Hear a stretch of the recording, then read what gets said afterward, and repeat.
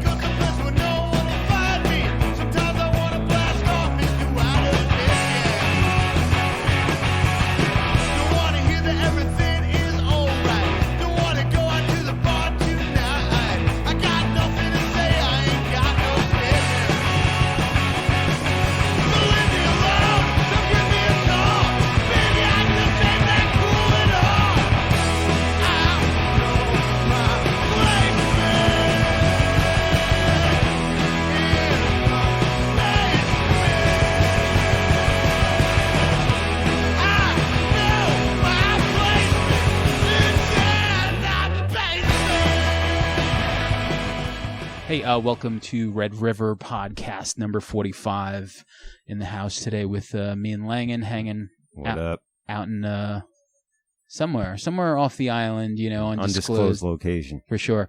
Today we're going to talk to our buddy who's done the Iron Maiden episode. He did the Slayer episode, and today we're going to just bullshit some more with the artist formerly known as Gore-Tex. Today he's known as Lord Goat. Yes, sir. Yeah. Nice. Good morning. Thank you for rolling out the red carpet. But yeah, let's just start there with the name change. So what's up with that? Basically, I think around 2006, 2007, I got this email, and a friend of mine did, and it was basically from the company, and they were just like, we have a problem here. It's a legal problem. Give us a call. Urgent, blah, blah, blah. Give him a call, speak to the lawyer, and who happened to be a pretty decent guy, considering he was okay. He was just like, this company really wants you to change the name. I said I was a fan. I've worn the clothes for years. Didn't matter to them. Basically, they didn't really like the fact that I was selling T-shirts with like lesbians and pot leaves and tits and... So you think if it was like more like Jonas Brothers shit, they would have stopped? It's still a copyright infringement in that world, so it didn't matter if it was like Casper or, Beherit, or it didn't matter what I put on. It didn't make me look good. Okay. But, there was this tits on it. Long story short, I had to sign I signed paperwork with them, and, I had to write a letter to the main dude, like W.H. Gore or some shit. And, I was advised to write a letter, and W.H. Gore. I was basically like, listen, man, I've been using this name 15 years. I have fans. As I made records. It's like, well, change it to what? I don't want it. It sucks. Like, I'm not affecting your business. It has nothing to do with it. I don't feel like starting over. Exactly. Yeah, it doesn't matter if there's a hyphen or not. They own the copyright. It's just not. I couldn't even use Gore because of a likeliness infringement. Really? Yeah. It gets real deep, dude. It gets real deep because if I was to say I'm going to use Gore, 90% of the people that know me as Gore-Tex. So there's still a subliminal thing I'd be getting over on. You know, there's still a reach there if I was to use Gore, and they didn't want that. And it's like, wow, nothing could be used with that. And this was like post nonfiction, right? Like. Well, it was just fuel to the fire. It was just like, okay, yeah, cool. That wasn't fun. Now it's like, now I'm getting letters from these guys who, somebody ratted on me, which, I was able to verify that it was somebody who informed, okay. So then you just... I wonder who. But, He's listening right now. Shout out to him. Yeah. But it's all good. Yeah, so, once again, you come out like years later, and now the name's going to be Lord Goat, which for the most part, I love it. Fucking like, metal as fuck, man. It's just like, it's so you. Yeah. So like, how'd you come across Lord Goat? Aside from the obvious. I think it might have been some like cheap Polish black metal band like years and years ago that didn't do anything. It was like just some. They come. I hope you don't get a letter from them. Yeah. I mean, I would welcome a letter from them. You know? William H. Goat. Exactly. Esquire. W.L. Goat. Esquire. I mean, I just come up with silly names because, I mean, there's nothing. Everything is taken anyway. Right. So what are you really going to call yourself? You know, what can I call myself? Mitch Green? I mean, you know. Nah, that would be cool. I'm saying it's an alias, but it's like, right. What would, you know, names are very difficult. So it's like I went from having the perfect name, you know, and I came up with that name originally. You know, I worked in the Dunkin' Donuts. I mean, I'm sure me and you had this conversation at some point. I told you something about the name, but anyway, I was working in Dunkin' Donuts. Never got the night this story. Shift. Okay, yeah, I'm working in Dunkin' Donuts on, I want to say Kings Highway in like Flatbush Avenue in Brooklyn. And 3:30 in the morning, I'm just like, you know, probably depressed, just fucking cleaning a fucking egg machine or something. You know?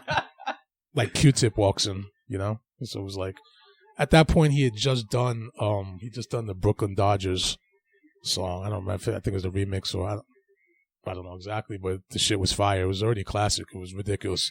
And he comes in, he's wearing like these like granny glasses, sort of. So if like you didn't know, you couldn't really he didn't, you know, he looked a little on the cover. So I turned around, I was like, Jesus. I was like, wow, Qtip. I was like, this is devastating. Like verbatim, he just started laughing. He was like, word. I was like, yo, what are you doing what are you doing here? Munchkins? Like, nah. I was like, he was like, yo, like he didn't say, you know, he laughed. He didn't really know what to say. He was like, he just like somebody would say, yo, dude, I want to get high off Dunkin' Donuts. I'm here like any other dirt bomb. Yeah. You know? I was like, dude, whatever you want, you know? Like, I was like, anything you want. Yeah. Yeah, we just made some new toasted coconut donuts fresh out the oven. You know, so. I asked him, I was like, yo, what do you got your eye on? You know? And he just started laughing. He was like, yo, I don't know. I was like, yo, bro, I'm making a box for you, like some family size shit. So I'm blessing you. So rock out. You know I was like, yo, rock out, bro. The first thing that Qtip wanted from the selection was a jelly cruller. I believe it. I respect that. Yeah. A lot of it was blurry after the fact, but you know, I filled up a box. You never forget the first donut. Yeah, I mean, you know, he might want Boston cream or whatever he wanted. I lace him, and you know, he goes to pull out cash. I was like, nah, bro. I said, what do you mean? He's like, oh, how much? I was like, bro, your tip. Yeah.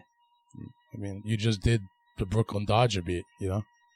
Excursions. It's right. It's you know. The world is yours at that point. So he's like, you rap or something like that. You rhyme? I was like, yeah.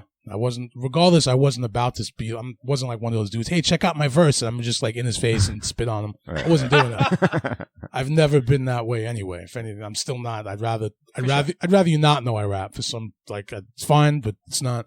It's nothing I promote, which is bizarre for some people. But anyone who sees the Instagram knows. Exactly. It's always been like that. So it's like, even with Qtip in front of me, I didn't feel like not just maybe I wasn't confident enough to really want to rap for him at that point. Mm-hmm. So he's like, word. He's like, do you have a name? I was like, I said, kind of. I said, I'm in between. He's like, oh, what is it? I said, Gore-Tex. His face lit up. He's like, word. He's like, that's dope. He's like, that's dope. So it was just like, word. In my mind, I was like, that energy, I was like, I'm using it for the rest of my life till I die. You know? Yeah. Did you ever meet him later on? I met him once later on, like a lyricist lounge thing. Okay. You know, and I wasn't like, I wasn't going to say, hey, dude, yo, do you remember me from the Dunkin' Donuts? Yeah. You remember that jelly-filled? Yeah. How was that? Which would have sounded really weird. Nah, he was at a radio show. I don't remember which show he was on. He might have been on a special appearance on. He might have been up with Bobito, I think, Stretch and Bobito, I think. And I called up, and I was like, "Yo, Dunkin' Donuts," like, and he remembered. He was like, "Oh, word, no doubt." You know, we didn't talk about it for an hour, but he acknowledged it. Like, for sure. He definitely acknowledged it. So, I mean, it's his fault. I basically stuck with the name until, you know, some rat pieces of trash ratted me out, you know, so it's cool. Damn. So I get the letter. Long story short, signed the contract.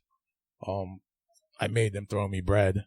So I wasn't, you know, it got to the point where I wrote the letter, but I wasn't about to just say, hey, goodbye to Gore-Tex, which is like my only booking name where I could ever get a show Right. of any worth or anything. So it's like, that's also stuff I had to explain in a letter. Like, you know, I got kids. It's like, you know, I can't get booked under, you know, I can't start a new name. Mm. And it's still regardless of whatever, it still fucked my shit up anyway. So it's like, there's people, it's like, oh, you changed your name. It's like, hey man, where have you been for 8 years? Yeah. Do you think it would be easier like today? Because I know like social media wasn't popping back then like that, you know, to have basically done like a different name. Because back then, if you Nonfiction got fucked because like at our biggest height, the internet wasn't even really popping then like that. Nah, it wasn't a cancer yet. Yeah, you know what I mean. It was a little thing. It was like cool. You know, it wasn't like now where it's like you turn around and some kid is like, you know, certified. They have 3 million fans, and it's like, yo, am I really fucking old, or is this who the fuck is this kid? Like, you know, you ever hear Post Malone? He's doing a song with Ozzy. Exactly. That smelly piece of trash fuckhead. I heard he does have. No, you said Jeff met him, right? He was in a He band. came backstage to a black label show. Okay, Once. and like he had like a dime bag tattoo or some shit, didn't he? I don't remember that. He's a rock freak. Anyway, he was in. I know he had some like velour band. shoes on or some shit. Okay, But his fashion is hideous. I mean, it's really repulsive. He looks like, you know, a Hasidic that hasn't bathed in like 6 months. You know. honestly, it's really not too far off. And listen, that's a good gimmick for him. Yeah, It's You know? working. And now he loves metal. The thing was, see, with a lot of artists, they don't have balls. They're scared to throw that out in the forefront. They're scared that they like metal. They won't talk about it. Right. Then it's like when they have somewhat, they sell a few records in the black community, then they throw out stuff. Oh yeah, Ozzy. Oh yeah, metal. Oh yeah, Pantera. Now the guy, now Post Malone, I know he has 20 dime tattoos. He's up in every metal picture and every backstage picture. Right. Band Gatecreeper, some like brutal death metal band. No. Like, he's in the picture with Gatecreeper. He's hanging out. Yeah. I mean, really? yeah, it's like he's That's Oh my fucking God. hilarious. it's like no wow. idea. It's like now you're going to show who you are. You know, you're a hick fucking metalhead. Cool, Right. man. You couldn't be that before. You're wearing fucking leather gator shoes. There was no inkling in your music that you were into this shit. Yo, There's no- Gatecreeper's no joke. They're fucking great. No, listen, that's cool. I'm Yeah. just saying, like, you know, it's an exploitational picture, like any picture like he's in it. Right. You know, to me, it's just funny. I mean, but the thing is, he likes the music. The guy was like, there's a picture of him with like Billy from Biohazard. You know, the guy gets around. Cool, man. Be a fan.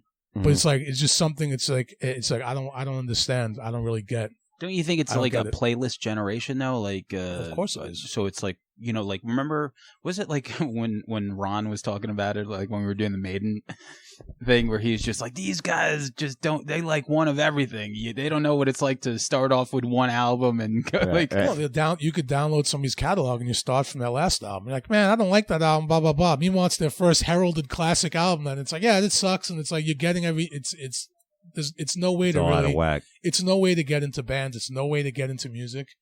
It's no way to get into artists. It's a complete simulation now in every aspect. But I think, you know, with someone like him, like I guess just that generation, you see like the newer guys, like the Travis Scotts or whoever that's out there, like these guys all really genuinely seem to have been influenced by everything. And that's how they carry themselves.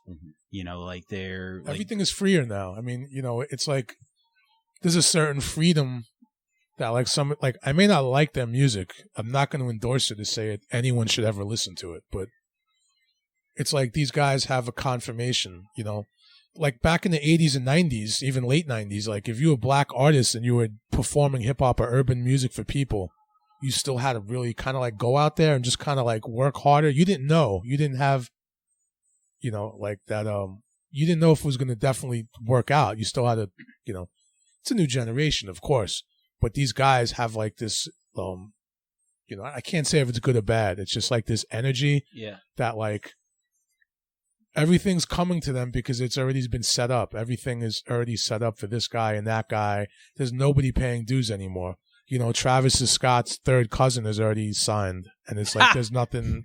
There's nothing grassroots about music anymore whatsoever. I mean, for every Guns N' Roses, like there was like a Bang Tango getting signed because like that's where people were going. There was 10 fake Guns N' Roses, and then there was 3 fake Bang Tangos under that, and stuff like Banshee and groups like Hurricane. Going on forever. Like Hurricane had like Barbara Cavazzo, like the other Quiet Riot brother. Like, shout out to the Sleazebees while we're at it.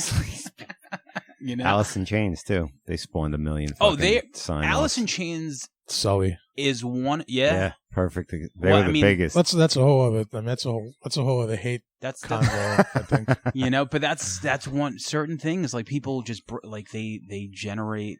I don't know. I guess it's just people. I don't know. It used to be cool to be original, and then even in the 90s when certain singers were like, hey, that does sound like Alice in Chains. It's a little disrespectful. Who is that? Oh, it's a band called Godsmack. Oh, wow. Where did they get that name from? And then Sully's like, well, the guitarist got it because he popped his pimple. And we thought it made a sound. God, like, what the fuck are you talking about? Wow. Dude? Like, really? You're lying. I swear on everything. Absolutely. Well, I never heard that story. Wow. Oh, yeah. That's reaching. And it was like, it's like reaching, dude. It's like, just say what it is. I mean, it used to be a cover band. They used to be an cover band. So under Godsmack was there. Exactly. So, I'm not, if it's a band like Godsmack, I mean, I'm not mad at their success because number one, Sully, regardless of whatever, he was playing in like 90, 91 with signed bands. He was in Malaya Rage. A lot of people know about them. They weren't necessarily a good band. Right.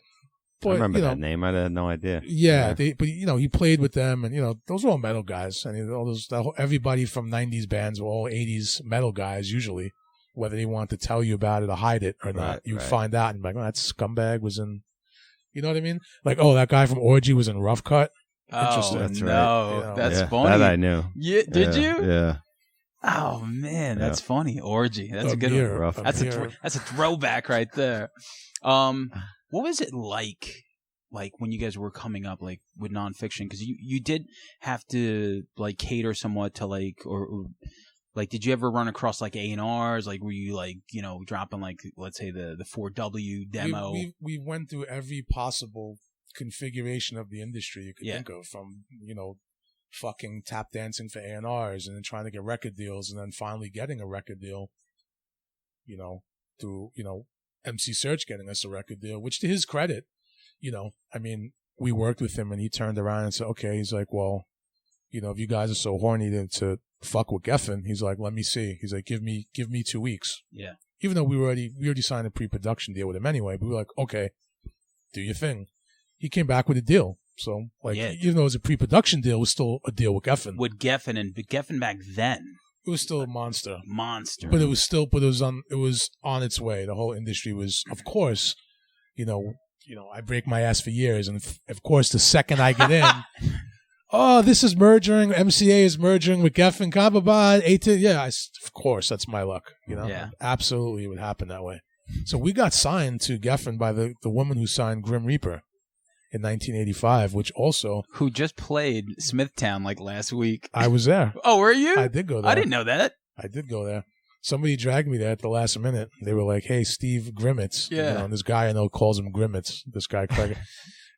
Random, but he's like Grimmets is playing. I was like, bro, what do you mean? That's pretty brutal. Yeah. I was like, if Grimmets is around, I might be down to check that out. I might bring a cassette, maybe have him sign the cassette. Sure. Keep it real. Would you bring him Rocky to Hell, or? I brought him the first gimmick. Okay. And he signed it. He was super cool. He seems super cool. He's super cool. I mean, he lost a leg too. He lost a leg. He lost a leg, and I forgot about that.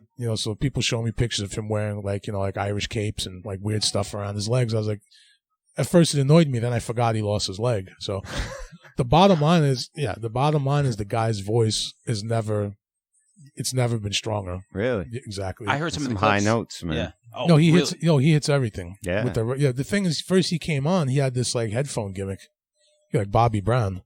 And he was trying to. Yeah, he was trying the blonde one or the black one. Yeah, he had the gimmick. He was singing into it, and then it was like shorting out. So like after the first few tries, he was singing into air. The gimmick wasn't working, or the headset wasn't working. So someone was like, "Hey man, get rid of the fucking headset gimmick. There's no reason. Is it because so he can wheel himself or something? I don't think he can wheel himself. I mean, it's probably so he could wheel himself a little bit, even though he had somebody to help him. But maybe on stage, it wasn't that bad. I mean, he was still able to rock out, but so he took the headphone gimmick off, and once he had a mic, it was much better. He was able to really kick it the way he was supposed to kick it.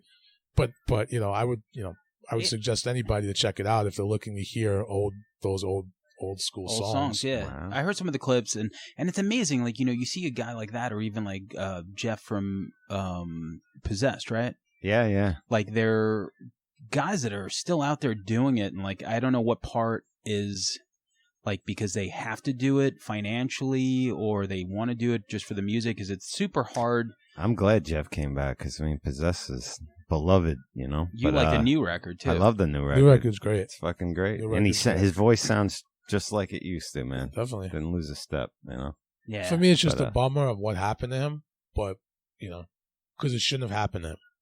Just not. He got cool. stuck up, right? Yeah, he got stuck up. For fucking $38.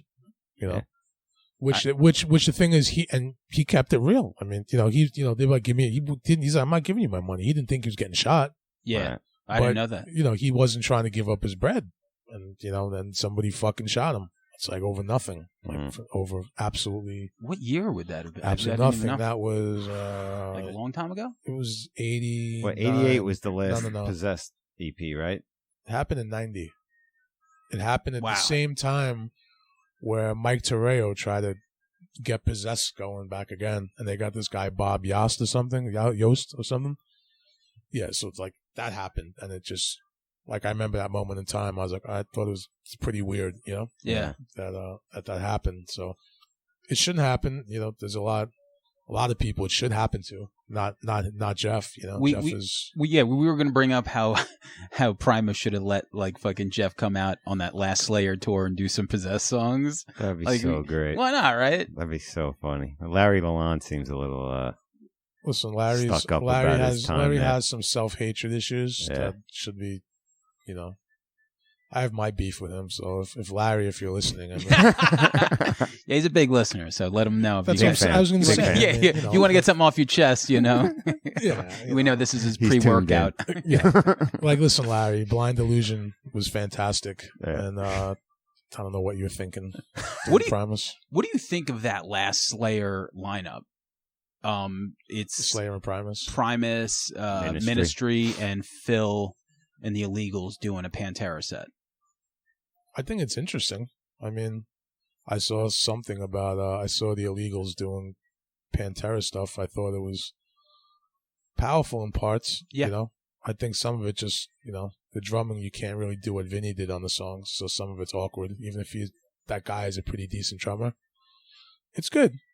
It'd be cool if more extreme bands are included. Not that Slayer has any choice. Slayer is, they're run by management like with an iron fist of, some would say abusive, put it that way. Slayer gets shitted on by management, which is why they're breaking up. One of the reasons why, because of that kind of. It's not Tom's neck. It's Tom is not as horny to perform because of his neck, of course, because he can't, and it's true. So he has to stand there like a putz. Right. Who wants to do that?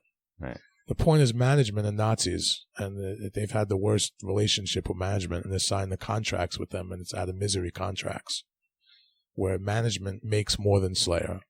Do you know what I mean? Yeah. It should be the opposite. We can do a 2-hour thing yeah. on Slayer, but the point is that's a big reason why they're breaking up, because Tom would rather kill the group than let these guys who don't give a shit about them keep making millions and millions and millions of dollars. There's a good clip on YouTube I got to share it later with Lombardo behind a kid at some fucking like NAMM thing or something like that, you know what I mean? Breaking it down fully why he was going. Oh, and that's right. About the management, well, of course. Very precise. What he was getting paid. Well, he said he got paid $50,000 a year after touring.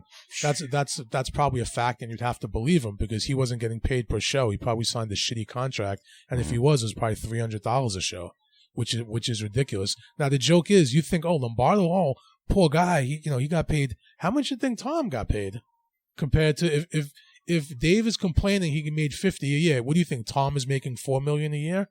Not happening. If Tom made $1 million, it would be a shocker. Yeah. It's a shocker. Put it that way. Dave's been crying about that since the beginning of the band. That's why people didn't want to fuck with him after a while, even though he's the only rhythm choice factor of Slayer, because they sound terrible without him. The point is, Dave's always known that. He's so he would just not throw his weight around, but he would keep it real. Like, hey, why are we getting pimped by these guys for years with such a bum fucking deal? Mm-hmm. So when that happened, like, he went public with something, saying that, and Dave was like, well, I had Tom on my side for a hot minute because I explained to Tom how terrible his situation is and doesn't even understand that because these guys are like brainwashed by management. So it went back and forth, and then, Kerry's the most quiet out of all that against management because he has the best deal, and he probably, for whatever reason. Interesting. And, so you're saying Boss Staff makes $50 a show? Is that what you're saying? I wouldn't say 50, but I mean, both he staff, pays them. He pays Slayer. Yeah, he's paid to play. Yeah, you're saying he's doing laundry in order to play drums? Yeah. They got him washing boxers. It's a but I'm just saying what I heard is those aren't good guys, Those aren't nice guys. No, not Slayer themselves. Slayer's management are not nice guys. Well feared in the industry in a sense, a little bit, because you don't hear people talking shit about them. You'll probably get fucked up. Fact is, they're not nice dudes. So if they treat Slayer like shit, you gotta, and that's going on for years. That's not really anything new. No idea. I mean, exclusive. This right YouTube's going to go through the roof. Yeah, I mean, Slayer's Rick Sales is going to call you guys. Who's that douchebag Vortex talking shit about us? What's his name? Goat Lord? Yeah, Goat Lord. This fucking asshole. But, so going back to you, for anyone that doesn't know, like, you can go listen to If I Rule the World episode. We covered all, like, the history with Gore, a.k.a. Lord Goat. A lot of cool stuff on there. He was one of the people, and I'm pretty sure I told you on the show where, as the internet went on, I'm like, where the fuck? I was such a huge Nonfiction fan, huge. So I'm like, where the fuck did Gore-Tex go? And like him, like I told you, I would like Google Gore-Tex and fucking the High and Mighty. I'm like, where the fuck did these guys all go and disappear to?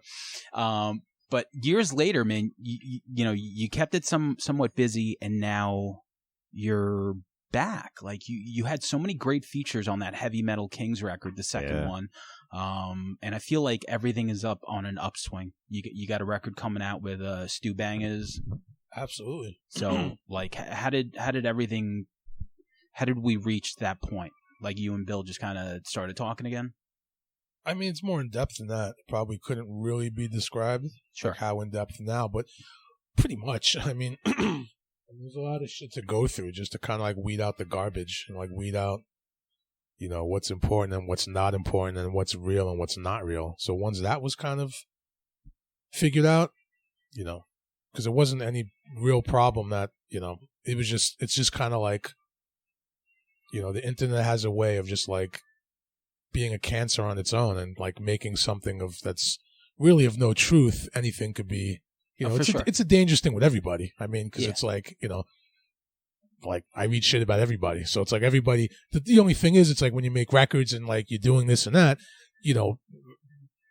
once your shit is public or it's like public business, it seems a lot worse. So it's like people of course analyzing it. Listen, I was the same way, like, like with stuff and like, just like musical gossip, or this band broke up, or this and that. It's not fun when it happens to you, when it's like, you're reading stuff on the internet that's like completely like really fucked up stuff. It's like, yeah, sure, I smoke pot. I'm not a fucking drug addict. I've never done dope. And it's like, that's old news. But it's like, if I have to explain myself because somebody says that, because, one of their favorite rappers says that, and it's already believed as truth, it sucks for everybody, because it's like, as far as like after that, it wasn't so much that I didn't want to make records. It was really, I wasn't inspired, Okay. I was content to say, okay, well, what I want to say right now, I'm good. Like, it's not, I have to be like, you did do the Gore Elohim record, though. Yeah, I did that. I mean, I did Electric Lucifer. That came out in 2013. I did a few mixtapes and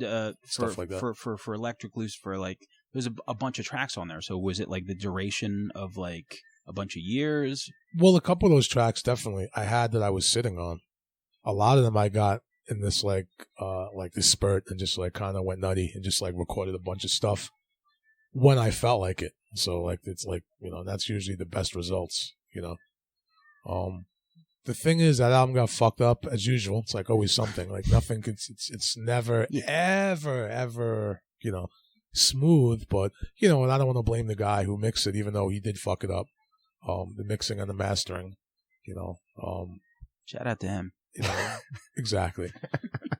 Nice guy, but you know, I don't. You know, what I okayed is certainly not what happened. That's all. You know, because the first thing is, oh well, you okayed it. Yes, what I okayed is not what came out. Yeah, and definitely multiple mistakes, stuff I don't understand. It's eerie. It's weird to me. I mean, it's like I would bring it up because it is valid. I don't know how it happened because I have like original versions and mixes on my computer that sound ridiculous. So it only bothers me that people didn't hear it the way they were supposed to really hear it. It's right. like, Would you ever do like a re-release of that? I want to eventually remix it and re-release it. Yeah. Right now, a friend of mine, I mean, you can get it on vinyl, and for some reason, it sounds pretty good on vinyl. It's just not where it's not where I want it exactly, but it's still good to have on vinyl. I mean, it's still like for sure. It's listenable. I mean, some people love it. I'm just saying, as a perfectionist, right? There's things on there that is more on the mastering thing that don't sound right to sometimes me. you listen to shit like I obviously still play music. One day I'll listen to something we did and I'll like it, and then the next day I'll hear the same song and I'm like, this is terrible. Do you ever get like absolutely. that? No, absolutely. Absolutely. Well, the thing with this is like I'm saying I like all the songs. Yeah. Just some of them sound like shit. Okay. It's just I don't know fucking why, but on the mastering tip, it's like some of it goes in and out, and like it's bizarre to me. So, you know, it's not the material I don't like. It's just I just wish it's just the way it was presented. Yeah, like vocals. You know, I had a song called FEMA. Mysteriously, the vocals seem to drop down 2 or 3 dBs. You know, I would never okay that. So. I don't know how that happened, you know. So possession, the mystery, you know, more mysteries for sure. Yeah, so. And but you kind of came back to the fold with the old Crue. I would say Septagram, maybe. Probably a little before that, but as far as like actually recording, as again, far as recording, as you yeah. started doing the features, absolutely, which had a lot of really cool stuff on there. Definitely. Definitely. So yeah, so you guys kind of like reconnected, and from there, like, did like the music just start? Because like the second Heavy Metal Kings record came like soon after, maybe like 2 years. Yeah. So you were doing like a lot of the features. A lot of the names are awesome. What I like, what you and Bill do, it's like your fucking like their rhymes and the way your content is like flipping through a channel very fast in like 1985. You're just going like, and it's so fun. It's to like listen to and get those references, man. The fucking old metal bands and shit like that. It's so enjoyable for me. But even like Golan and Globus, fucking something like the Gemini Club, like Gemini Lounge. Like you're just like, if you don't know who Roy DeMeo is and like all this stuff, like you're just like, you just think it's fun. I mean, that's what makes it fun for us. I mean, it's what makes it fun for me because, you know, what are you gonna do? Call every song, you know, My Glock or you know, Raise It Up or, you know, just, I mean, what do you know? So people do that, you know. Right. We like to keep it fun. I mean, there's a lot of trash that we talk. You know, Golan and Globus is just legendary. Gemini Lounge, I lived, you know, literally a quarter mile from there. You know, I used to play guitar with some kid who lived in the building. Wow. You know, him and his mom lived there, and yeah, it was really weird. You know, like he'd hit me up. It's like, hey man, you know, I have a bass drum. I have a drum. No, he said I have a drum kit. Do you want to bring your guitar over and jam out? And I said, all right, cool. I was like 10. What kind of guitar you have back then? I had a fake V. No. Okay. I had a fake white V or something. You know. Were you trying to pull out the no polka dots? Yo, dude, I wish. I would have killed. I mean, back then. Of course, that was a shit. So I slept the gimmick over there, and like the guy lived right next to the Gemini Lounge. The window in most of those pictures, you see a Gemini Lounge. Yes. There's 2 bedroom windows facing that. There's another 2 windows. That's where he lived. Yeah, a lot of people got dispatched over there for sure. So his bathroom was connected to that bathroom. Oh, almost. Shit. Yeah. So It's like, yo, this bathroom's backing up. I don't know why. Fucking just chunks of shit. chunks of people. Yeah. Chunks of people. Yo, speaking of guitars, like what I remember is, and this is this is where I was coming from. I was definitely like telling Lang, and I was kicking it more like Stewart from Beavis and Butthead back then. I had the winger shirt. But yo, Nothing But a Good Time video. CC DeVille, like Oldie edits, he was playing a different guitar, and there was one fucking shot where he was playing like a huge skull guitar. It was like a gigantic thing. Oh my god, he had the best. He had like so many guitars, and he was like the worst guitar player. Who made the guitar? Do you remember what it was? I'm just curious. No, I'll find it. I'll find it definitely, because it's all these edits. Like, so the video just played out, and I guess like that's the video with the dishwasher in the beginning, right? yes, the dishwasher in the He's beginning. got to get out of this town. He's got to get out of this town. He's got to. Got his boss breaking down on him. He just wants to I have a can't good front. time. I liked all those earlier videos. You know, I Want Action and stuff. I couldn't get into that. I listened to a lot of it. I ain't trying to be that guy. Like I never listened to that shit, but I just Poison. I couldn't get. Well, here's the thing. I mean, I got sucked into it. Rat, some Crue, girl Gina was that. obsessed with that. She had huge tits, so I would go over there, and she would. I'm Enough just saying. said. Say Enough no said. more. Say no more. I get it. She would listen to Poison, and I was like, I'm not going to say, hey, could you put on Sepultura Schizophrenia so I could be a repellent to you? No, you're gonna fuck everything up. Yeah. I get it. I totally get so it. she made me like it, and then I would sort of like, kind of like argue with myself. I'm like, well, it's not metal, but it's like a decent pop song. So I must have just not been getting any play that year. No. So it never came into contact with Slippery When Wet or. Dude, I'm embarrassed. Listen. In my defense, any. I was more like 8 or 9 at that time. So you just listen to it. Yeah. And as you get older, but like you said, all jokes aside, they are like it's a good pop song. When you break a lot of that stuff down. And forget the clothes, forget the gimmicks, forget the labels, everything. A lot of that stuff is just good pop. Yeah. You know, there's a good hook, there's like a good like energy or something, I just didn't think a lot of it was worth listening to. It was just like, at the same time I wasn't 21 then, let's say, in 84 I wasn't, I wasn't smoking weed, going to clubs, you just weren't sexually active. You were. You felt like a nerd, I felt like a nerd. So you're looking at these people and like, these bands were having real experiences. For sure. So, we can say, oh, like those boots are terrible. Like, oh, listen to that. But, those guys getting their asses eaten on tour buses, models. After not showering for 2 weeks. For real. Or, whatever. I mean, it was a free for all. So it's like, they're experiencing that and like writing songs based on that afterwards. I mean, a lot of the bands afterwards made fools of themselves because they portrayed that they were really living the real gimmick. Like Keel. Like, you ever see that fucking well, listen, Keel had like an 8-month run. Where I believe that. But like, there was VH1 had. That's the video with the kid with the boombox and that guy slaps out of his hand. Right? So VH1 had this thing like where that's it. It was like, Where Are They Now with like old school metal dudes, and it showed the fucking country. It showed the guy from Kix like painting billboards, and it had like the sad music and all this other shit. And then it had Keel sitting on the back of a pickup truck. Oh my god! Because he went country, and he's like, I had to trade in the yachts, the mansions, and all this. And I'm like, this whole pickup truck and this here guitar. 6-string. Yo, I'm pretty sure he had like a hound dog in the back somewhere. But I'm saying, like, he didn't trade in anything.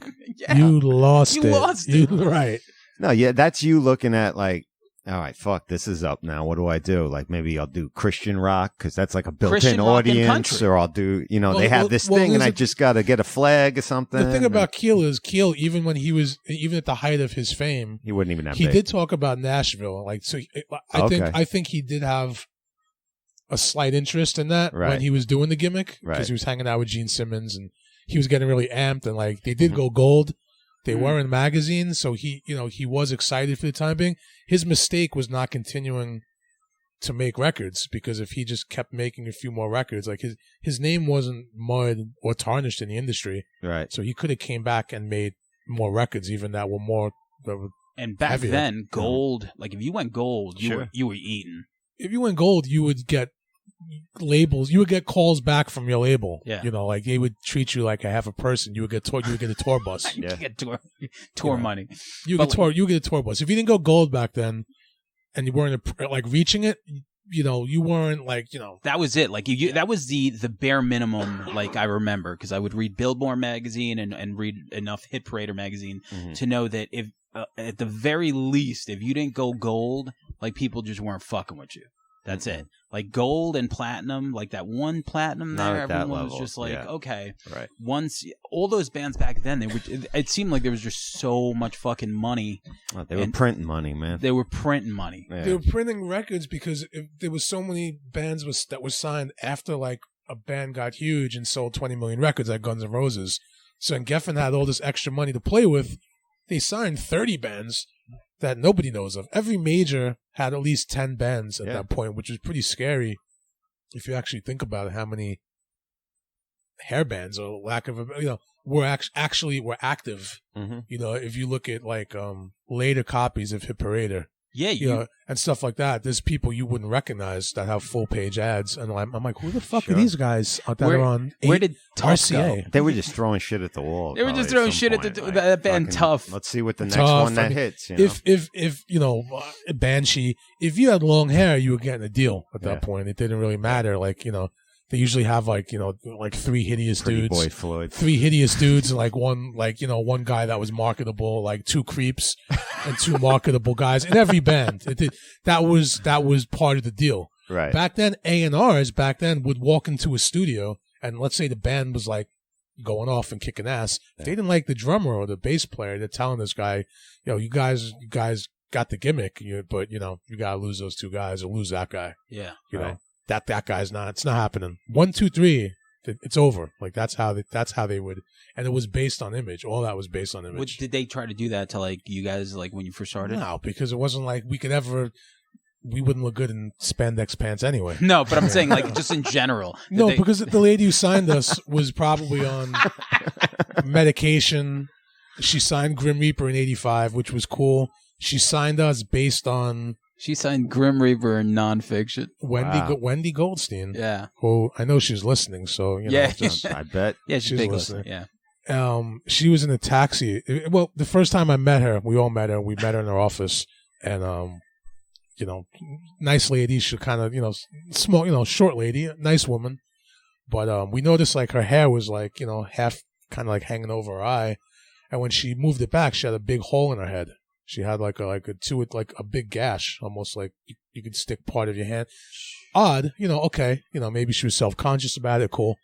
So we're at the meeting and she's like, you know, I'm really happy you guys are, you know, on Geffen and, you know, this is really cool. And like, you know, we're just like, you know, we're young and we're just like coming in our pants. You know, I'm thinking Grim Reaper. I'm not thinking like Cameron and like, you know, I'm like Grim Reaper. Yeah. Grimmets.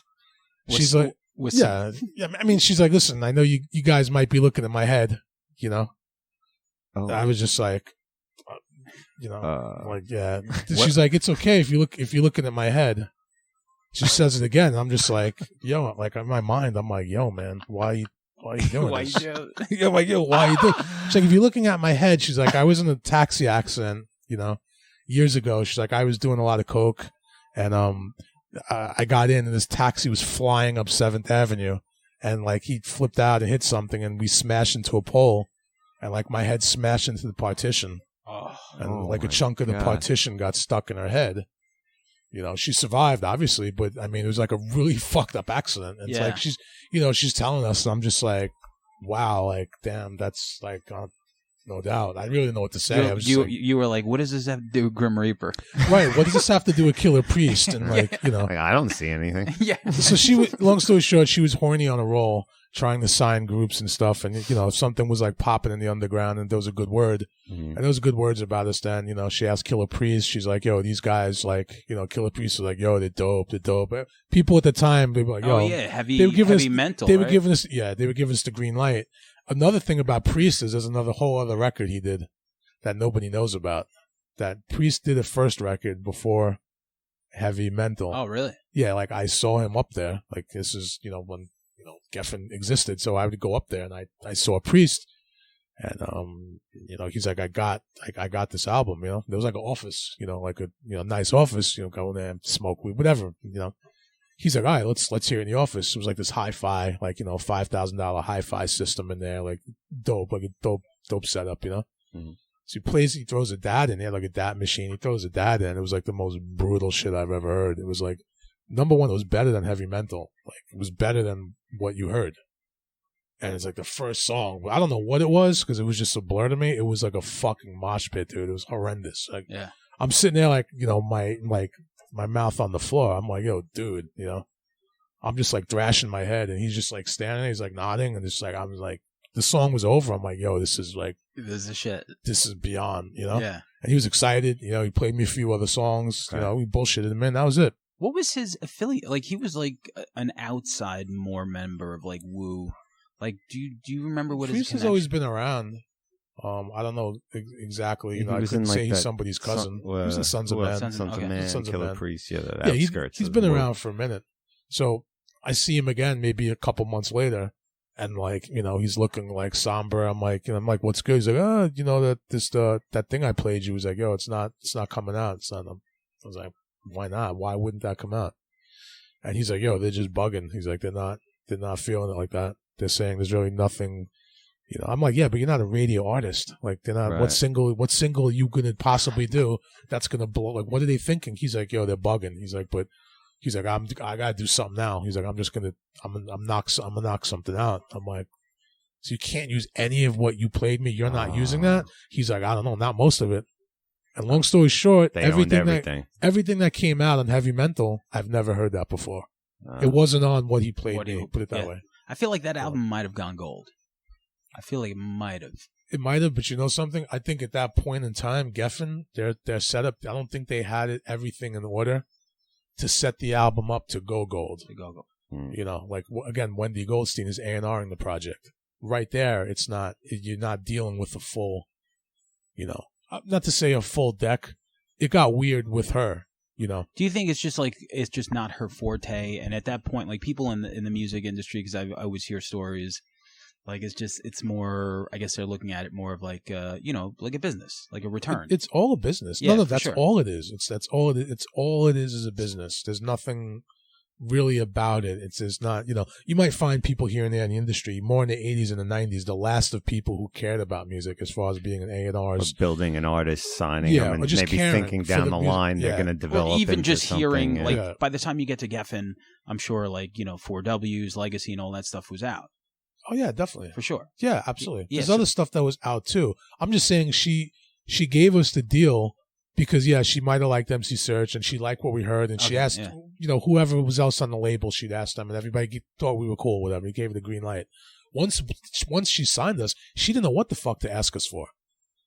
So we were just like, okay, we're gonna do our thing, and we're just gonna give you, we didn't need her input, any A&R input of what we're just gonna do what we do, because that's why we got the deal, right? Cool. So we did that, and, we gave her 3 or 4 songs, and she wasn't horny about them. She wasn't. Do you remember what they were? I don't. I really don't. She wasn't horny about them. She came back and she was like, well, she's like, these songs are pretty good, guys, but I'm kind of thinking maybe something more hooky, like, and I'm, it's like, I'm listening and it's like, I was okay. And then, like, the right turn just kind of like made me nauseous at that moment. She's like, we're looking for something, not we're looking, but she was like, I was thinking something would be really good with you guys, like with big hooks, and then doing like really short verses, sort of like like Puffy does, where he does. And I'm like, I just signed a $400,000 contract with this company for 8 albums. 8 albums. It was an 8 albums, seven albums. I'm sorry, it was a 7-album deal, and the way it worked is, if Search didn't fucking destroy everything, which is, it's not old news, it's in the press, it's public, I'm telling him his face, it's not a big deal. But if he didn't fuck that up and things didn't go south, or, we were picked up by MCA, every year we get a huge advance. That's how it works. It's, people don't know that.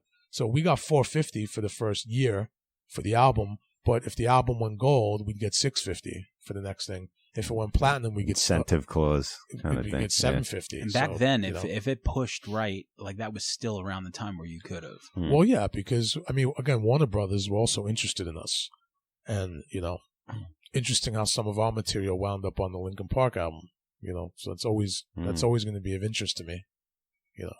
But yeah. So there was at one point there was thoughts of a crossover appeal because not that we were going to do 10 songs with Deftones and do a new metal thing, because I thought anything we did sounded brutal lyrically. What we did, it didn't it wasn't it didn't sound whatever new metal stuff that was out. Like right. we if we did it, we did it our own way.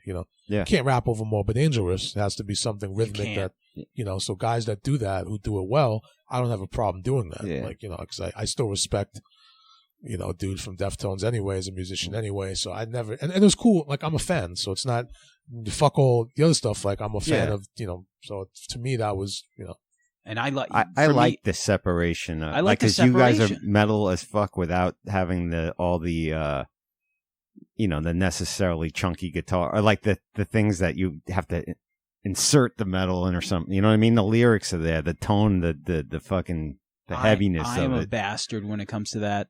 I'm sorry for anyone who disagrees with me, but I don't like even when I see a group that starts playing with instruments, I'm like, I just want to see a fucking DJ. I want to see a fucking DJ. I want to see mics.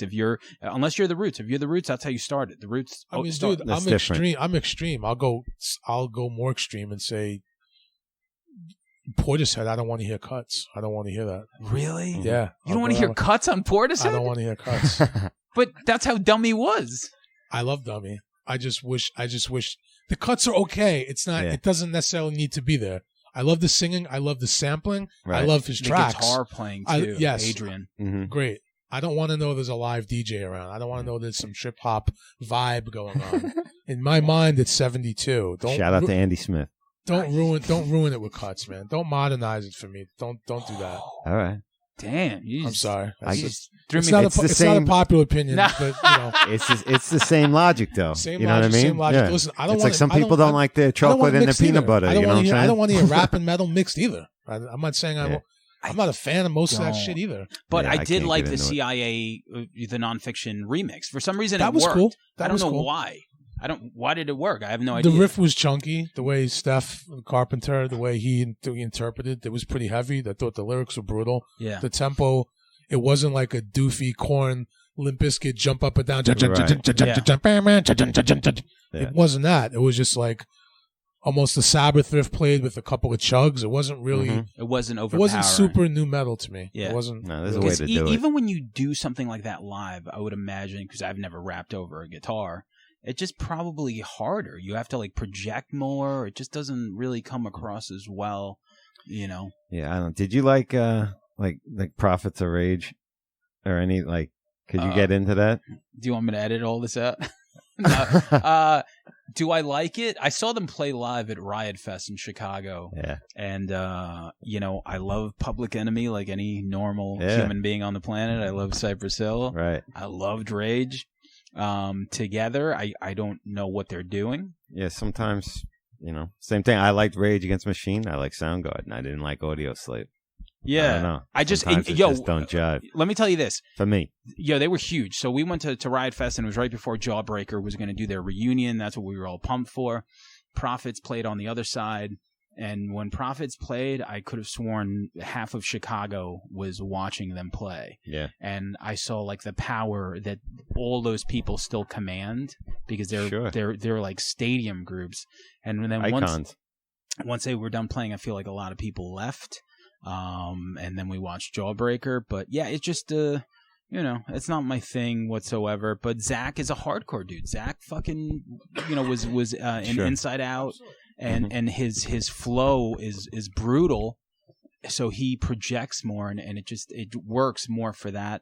But long answer, no, I'm not really into. Yeah, I don't think he's happy right now, Zach, about that. I don't think he's too happy about that. Why doesn't he go to work though? I don't know. He just pops up on a Run the Jewels track every now and then. Usually, right? certain musicians only kind of get out of the house once the bank account. They get a little nervous, you know. Then they start making appearances, you know. Well, he did that one EP with somebody that I included on my dream team, my 5 guys, with John Theodore, who plays drums for Queens of the Stone Age. It was One Day as a Lion. And then I never heard that. Oh yeah, it's a 4-song shit. It's like he's rapping over just like drums. Mm-hmm. It sounds cool. I think there's like a keyboard. But yeah, I don't know. That's interesting. Then he popped up on Run the Jewels. He was supposed to be doing a full album with LP, I heard. Yeah. I know. That could still happen. I mean, I wouldn't be surprised if next year there's an album, you know, with him, this guy and LP. Why not? I mean, sure. I mean, he'll do a DJ Muggs verse album. I mean, these guys are you know, LP is taking pictures of Bruce Springsteen now. Yeah. For sure. How about, anything you want to bring up about Tommy Lee's Instagram page? Since we're on Instagram. It's such fucking nonsense. I love it. I haven't seen it. I haven't. I've seen him on Twitter, but I imagine the same fuckery. It's like, you know, I don't know. I don't know why I hate this guy's wife. It's not right. It's misguided hate, dude. I get you, man. I don't know what it is. I don't know if because she started off like she's glomming all over. She that was shit. like an Instagram like star. That's how like she got any kind of fame. Right. She could be a sweetheart. I don't know, but it's like they get married and like this guy's not running his page. You could tell like she's making him post all this lovey-dovey bullshit. Yeah. And the look on his face, if you're a guy, you just like, please kill me. Yeah, like I'm dying, but I'm doing this. Yeah. Yes, baby. Like, you know, just to keep like some kind of like. Yeah, she's got like a podcast. I seen on YouTube, and he was like a guest. Yeah, it's cringy, man. It's pretty fucking, cringy. It hurts. Like, she's talking about like blowing him or blowing people, and like it's on YouTube. I'll send you the link. Oh, you kidding me? It's atrocious. I had no idea. Yeah, it's horrific. You know what it is? It's like it's just. She could be a sweetheart. I mean, like I have no. For the sake of this I have episode, no basis for the hatred of her. There's no basis. I like to think she isn't. I'd like to think she isn't for this episode. It's just, dude. It's just really fucking annoying. Like, she's making this guy put up like videos, and like he'll just like stupid stuff, and like he'll make these like posts. He's like, all you people make with your stories. All you losers putting up stories on Instagram. Nobody cares. That's like his post. It's like. And it'll get 35,000 likes, and it's like 35. You're really liking that? What's he really saying? Like that? You're a fucking loser if you're posting stories, or your stories are too long. I don't want to look at your stories. Oh, it's like, perfect. Let me double tap that one. You know. It's a vulgar display of pussy whip, right? But there. you know what? Like Tommy Lee, you know his penis has lived a great life. I feel like I told you I read his book, and his penis gets to talk. He actually did read his fucking book, Tommy Land. Like he'll write, and then the dick talks. Yeah. And it's right off the jump. I was like, I can't believe I got into reading this. What am I doing to myself? You know. I mean, listen, he made that's his gimmick. Great, you know, like great. I mean, but, I mean, you know, he definitely went for it. I mean, the guy in the '80s was dating, you know, Heather Locklear, and like the guy was dating actresses and like running around, and right. You know, you're a little kid, and you're like, wow, this guy is like. You know, you almost aspired to like be him if you're 11 years old. It's like every week this guy hasn't. You know, listen. I wasn't really into Heather. I wasn't attracted to Heather Locklear at all. Yeah. Oh man, I was all about that. I mean, shit. she's pretty, but she's just fucking not TJ Hooker, yo. Wasn't that Heather Thomas? No, that was Locklear. Okay, yeah. Okay. Anyway. No, he did his thing, of course, you know. But you can't, I guess you can't look at this guy and think he's a Rhodes Scholar, you know. Listen, at this point, anyone compared to Vince Neil looks good. You know, like he's doing better than Vince. You know what? Listen, Mick's Vince, doing better. Yeah, wow. I mean, Mick's doing better. Vince, I don't get it because you know what? He could really afford to stay home. It's not like he's like, well, you know, if I don't work this week, no, cable is going to go off. It's like, yeah, why are you doing this clips, to yourself? What kind of why are you doing those this? clips of him singing are just.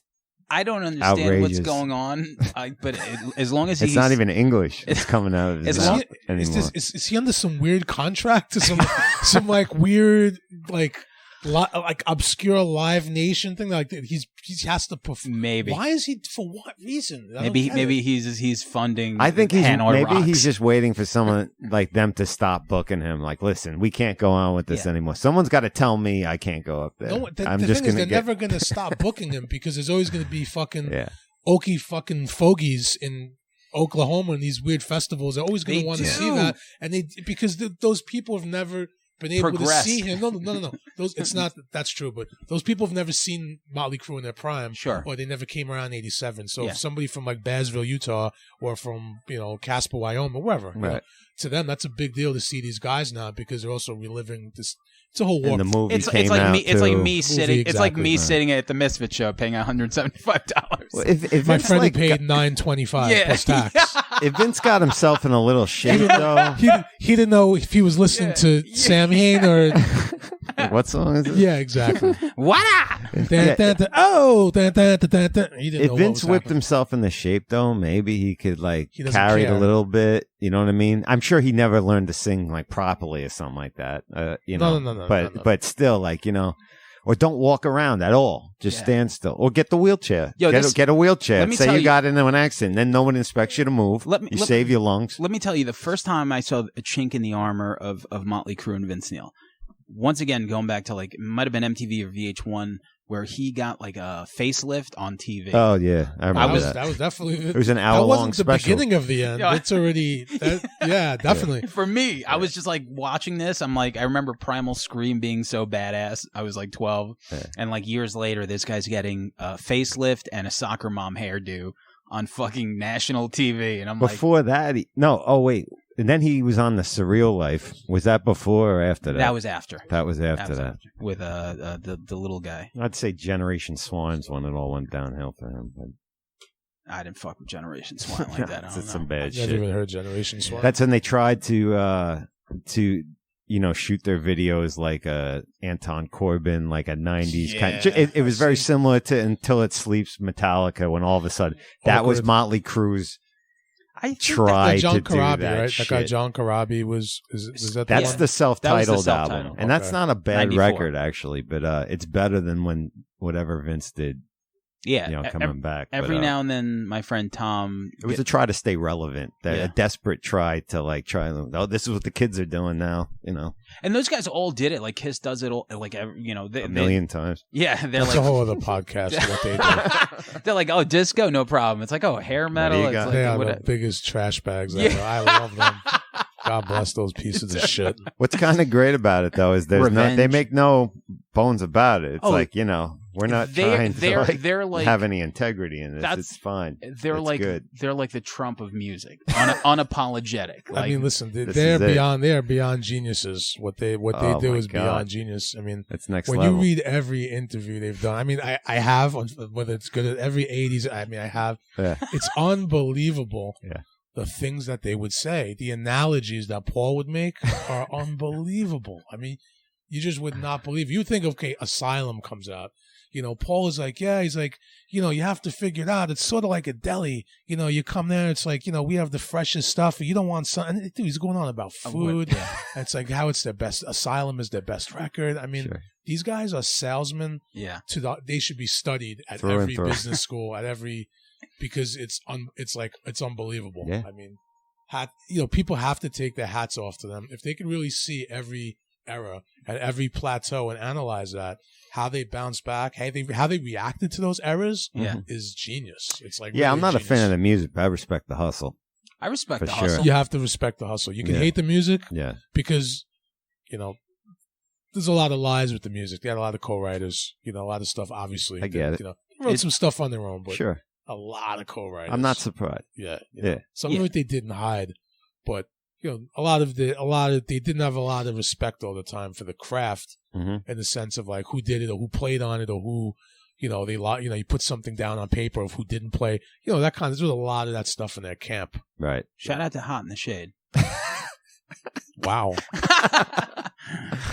For sure. Gets a lot of mentions on this show. To that album? I know Desmond Child co-wrote Forever, so we fuck with Desmond heavy over here. You know what it is with Desmond. Kiss though too. I mean, I had an older cousin who came up with the makeup Kiss. He had the fucking action figures and shit. I get it. And then when I was coming of age, Tears Are Falling and shit. So I was like, what the fuck?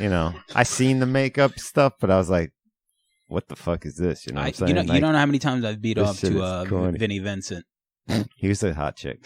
Well, to flip it from there, I know that we were talking just something random. Like you sent me a message, something about like Nikki Sixx and some other guy. Like what was the deal with that? Like I don't know. It seemed like a wormhole, and this really piqued my curiosity. We discuss a wormhole of some kind. You're right. Yeah, right. You know? What? CeCe DeVille's guitar selection. This whole show is a wormhole. That's all it is. I heard CeCe was always bald. He's always worn a wig, even when it wasn't. It's always been a wig. I've heard that. I heard that too. I've heard that. Like he's always had like just like a Guido haircut. I mean, he is from Brooklyn. At the height of their success, he had a Guido haircut. I heard. It's just what I heard. Anyway. I mean, that hair is completely like that shit looks like I don't know. It's vulgar for sure. It's always perfectly spiked, like, and it doesn't lose lose any bounce. Look at Paul Stanley's new wig. That's a good one if you've seen it lately. It's an expensive one. He looks like a mom now. He looks like Gina Davis. He looks like a mom. And like you know. His hair is perfect, dude. He looks like Gina Davis in Beetlejuice. Wow. Right, shout out to Paul. Shout out to Paul. We all love Star Child. Nikki might be a wig too. Nikki's listening, so I thought it was weird because around 85, this guy came out. His name was Matthew Tripp. That's it. And he basically came out with maybe 86. He came out. I remember hearing about it. And he came out with a story saying that Motley's management hired him. He was in the group to write songs originally. Not to be a focal point of the group, but just to be in the group to write material. So supposedly they hired him, gave him a few bucks, and he specifically said, later on, he said, I wrote specifically Danger, I wrote Too Young to Fall in Love, I wrote Live Wire, I wrote Looks That Kill, blah, blah, blah, blah, blah. Damn. He said he wrote multiple stuff, and then they said they kicked him out. Live Wire, too. So he was in it from the jump. He said he knew them prior to Shout at the Devil, a little before that. Okay. Who knows what's real, but what's interesting is that the songs, all the material, after, if I was to dig out the articles I have on him, but the songs that everything he said he wrote are songs that don't sound anything like Nikki Sixx would ever write. It's just, I've always got the feeling like I've never believed, like before Matthew Tripp, I just never got the vibe that like Nikki Sixx sat down and wrote chord changes in the lyrics and wrote all those riffs by himself. I just never got the vibe he did. Maybe he did. I'm not saying he didn't, but it was just weird to me that this guy came out. And this guy basically said he was in the group and that, he took some press pictures with him and, like Nikki was going to be replaced. Who knows, Wow. Exclusive. You hear it first. Yeah, I never heard that one. I'm very interested. And then they would ask Nikki, let's say Girls comes out, they'd say, hey, Nikki, how do you feel about this guy, Matthew Tripp? And he'd say, yeah, man. He's like, you see Matthew, you tell him I'm going to fucking bust his ass, man. He's like, fuck that faggot. So he When did his time supposedly end with them? Right after Shout at the Devil? Something like that. Because that was the best two records. That was the best. And then Theater of Pain was a piece of shit. It's like, Theater of Pain was obviously trash. had some big hits, but it was trash. Those guys were wasted. The mastering and the mixing were awful. It's a whole other story. Yeah. It's literally it's not great songs. The worst produced record of metal and heavy metal. And heavy metal listeners. And heavy metal or hard rock. It's the Congratulations, worst. guys. Yeah, the worst. It's good to be number one. Such a letdown. I still fuck with I don't give a fuck. When I listen to Home Sweet Home, it's Bad Boy Boogie. I fucking everybody, if you're a fan, of course, whatever. When I go the other day I went to go see a movie in Farmingdale and there's a fucking piano in the lobby. You played Home Sweet Home. I did. Well, but still, show me that. I can play that and Mr. Crowley. That's about it. Yeah. That's cool. Yeah. But still, I don't know. Why was there a piano in the lobby of a theater? I have no idea. But I did. I walked over and I showed my girlfriend, who's 8 years younger, and give two shits about Motley Crue's. She must have been impressed. as she shouldn't. But yeah, no, but it's the worst record. Girls is better, and not by much. That's bad too. Girls was the production was listenable, but the music was putrid and bile. It's so bad. So I'm saying, thinking of all these things and that story, could make sense. But then they come back with Dr. Feelgood. But wasn't Desmond Child writing for them? So ghostwriting is a thing. And didn't Nikki Sixx? He started out. Wasn't he going to play guitar and stole his guitar from a guitar shop And he That's brought a it to the fake practice, story. and it was Fake a story. bass. Fake Oh, okay. story. Because I was going to Bullshit. say that would make sense. How do you go from that, not even knowing what a guitar and a bass and fucking... Yeah. This I guy mean- just snoped you.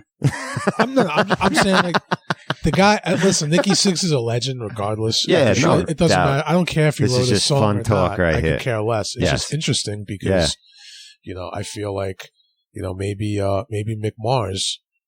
Mick Mars, like, he was like 10, 13 years older than them. For sure. Yeah, had he was kids. seasoned He already. still is. He had kids, and like he had supposedly legal issues, like paternity, so like Right. stuff going on, like with kids. So I think there's also a theory that Mick wrote everything and just didn't take publishing. So it's like Holy shit.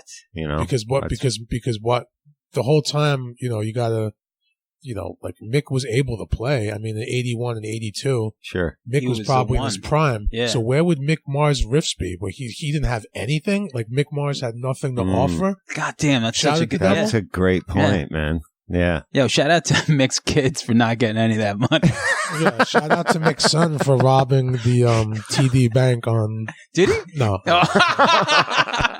No. For you, Dad. Yet. It's one theory. I mean, it's one theory. It's a good- That's good, awesome. I could completely get that because, like, he was probably the most able musician out of the four. Yeah, He he was was already a Tom- knockaround right. guy in town, right? Playing in multiple bands already at that point. He's got some young played kids here. Mick played bars, multiple bars. He had all the experience. By the time those guys came around, like, hey, dude, let's party. Mick is like, yo, dude, I did that already. Please. I'm 10 years past that. Yeah. So they never hung out like that, because Mick was over that. These guys were just getting into stuff. Tommy was a proficient drummer. Tommy was good for what he did back then. Regardless, no one can say Tommy Regardless of wasn't his Instagram. Exactly. I feel you. Regardless of his Years. annoying fucking wife. Years later. Instagram's a wild place, you Yeah. know. I'm not going to get too into it, but It's a toilet. I Don't did follow your heroes. I did get to on see Instagram. Gary Holt and Large Professor go at it. What? Yo, dude. That we're was- not, like, that's... What? Yeah, no. I'll tell you later. Okay. I mean, all you have to do is go to Instagram, basically. I'm interested. So, yeah, so... The Nikki Sixx gimmick, I mean, we really don't know how true that is or not. Sure. It's just a theory. It's just kind of like, okay, so you did that. Let's say you really wrote everything from Too Fast for Love and Shout Out the Devil and a couple songs. Where are the rest of the songs after that? Right. Girls, Girls, Girls was rancid. That was fucking rancid. Yeah. And again, it had people, had me and Bill excited to go wait for the record in Sam Goody next week. Sure. Like, hey man, we were online the day it came out, like two schmucks. Midnight? Maybe the next day. Okay. But like two jerk-offs waiting for girls, girls, girls, losers that spent their last money and couldn't buy food that day All right. to buy a shitty fucking tape of these wastoids that pump out Jailhouse Rock. They put their nerve to put that on there. That's some lazy they totally did, That's right? Yeah. Wild Side, Wild- The fact that they covered Jailhouse Rock and Anarchy in the UK alone. So in those their guys career. were on drugs. They didn't really care. Like they weren't sober, so they just didn't care about anything at that point. Yeah. It still won.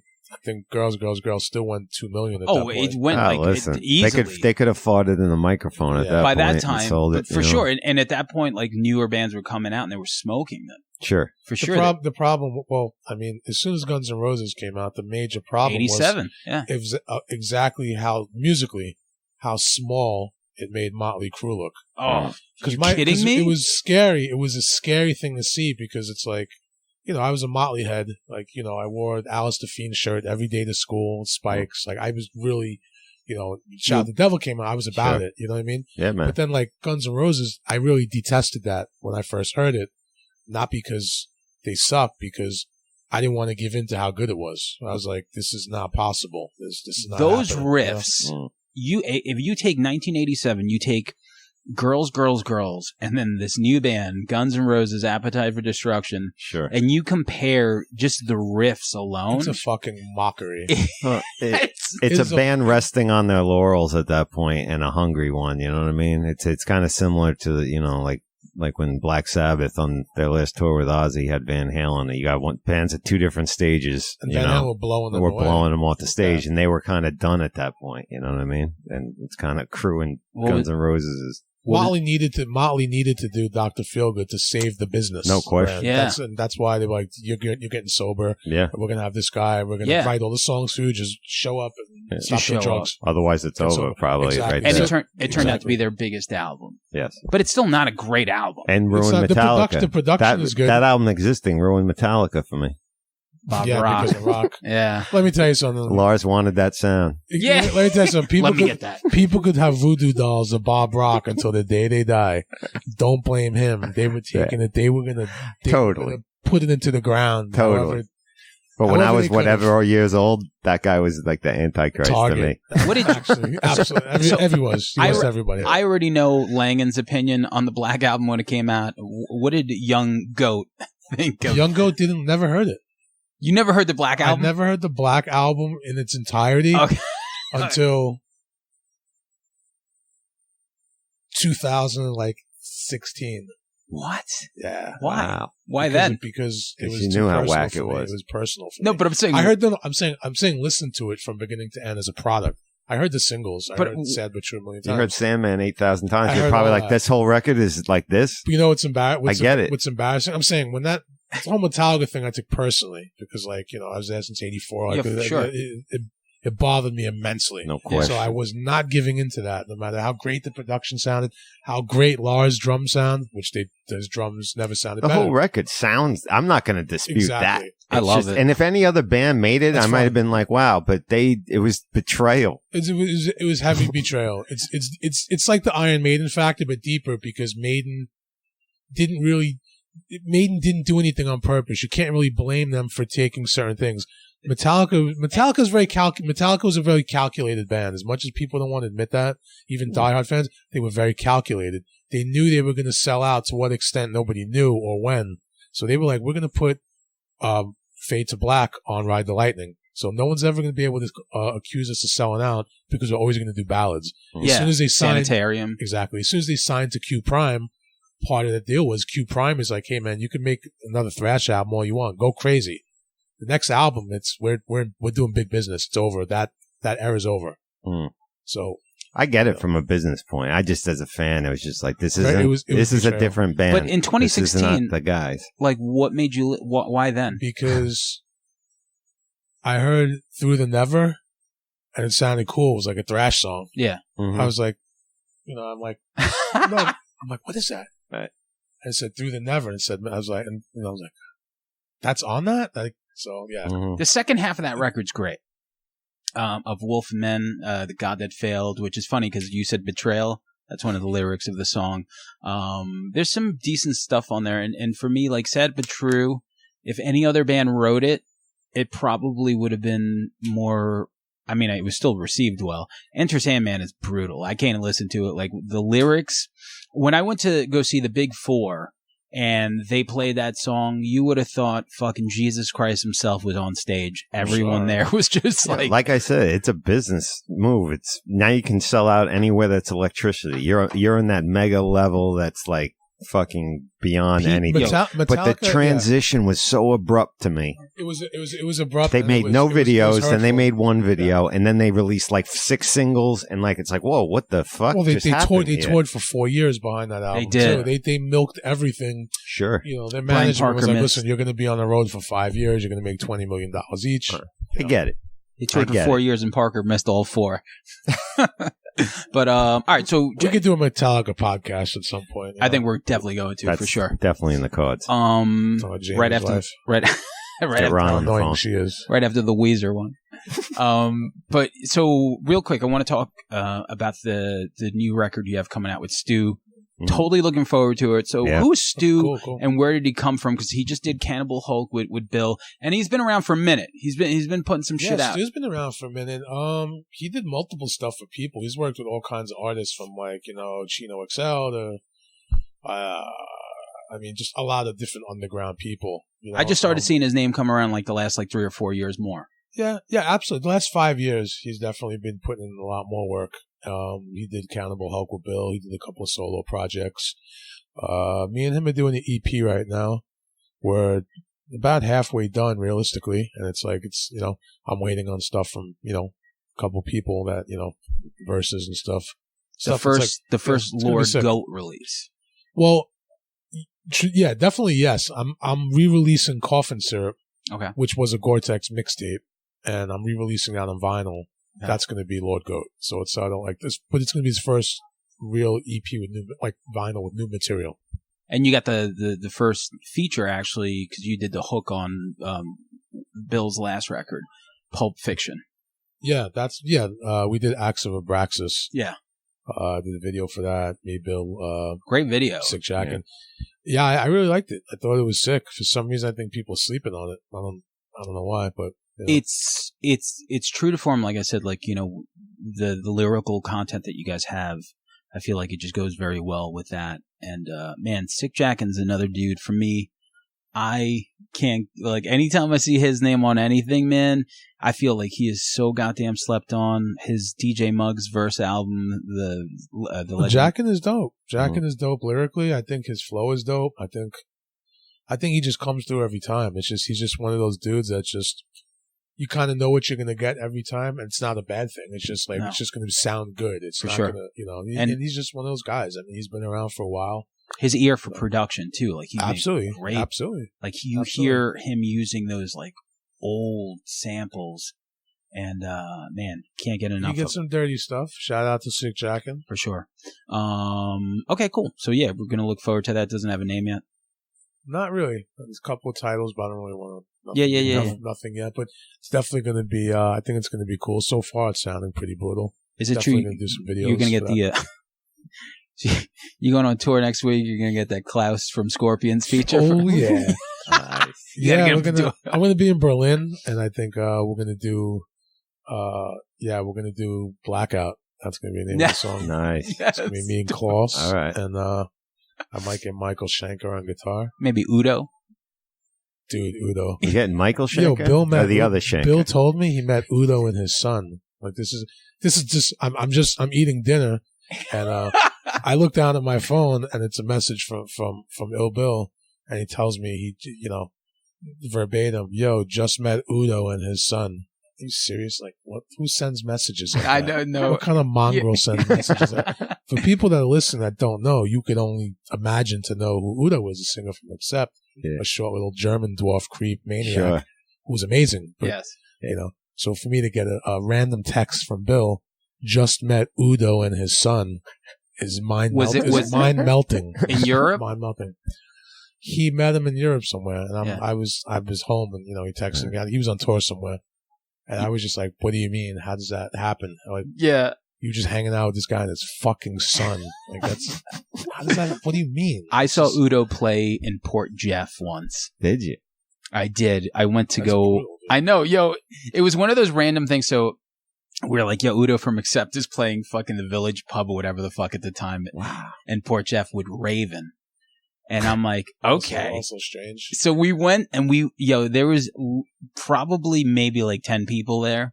And Udo hit the stage so fucking late that by the time he played, like we were just not happy. Yeah.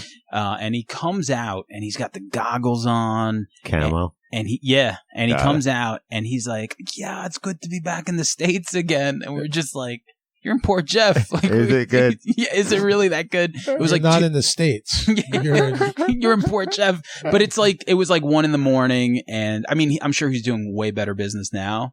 I feel like back then, this was almost like 20 years ago. Yeah, it's a little iffy. A little iffy back then. Like, I feel like people... Where was his son? His son? I don't know. Probably back home in Europe. Yeah. Maybe he didn't make him yet. I don't know. That accent and him addressing the crowd reminded me, I saw Creator at the downtown in Farmingdale. Nice. And Millie kept saying, thank you for coming, Farmingdale.